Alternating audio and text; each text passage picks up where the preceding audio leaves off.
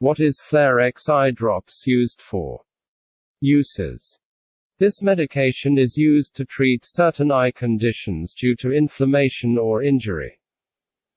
Fluorometholone works by relieving symptoms such as swelling, redness, and itching. It belongs to a class of drugs known as corticosteroids. How to use Flarex suspension drops, final dose form. Unless otherwise directed by your doctor, do not wear contact lenses while you are using this medicine.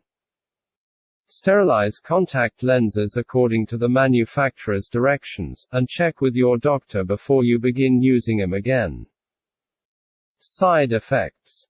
Stinging, burning of the eyes for 1 to 2 minutes and temporary blurred vision may occur when you apply this medication. If any of these effects persist or worsen, tell your doctor or pharmacist promptly. Remember that your doctor has prescribed this medication because he or she has judged that the benefit to you is greater than the risk of side effects. Many people using this medication do not have serious side effects. Use of this medication for prolonged periods or in high doses may cause serious eye problems, such as high pressure inside the eyes and cataracts. Tell your doctor right away if any of these unlikely but serious side effects occur: vision problems, eye pain.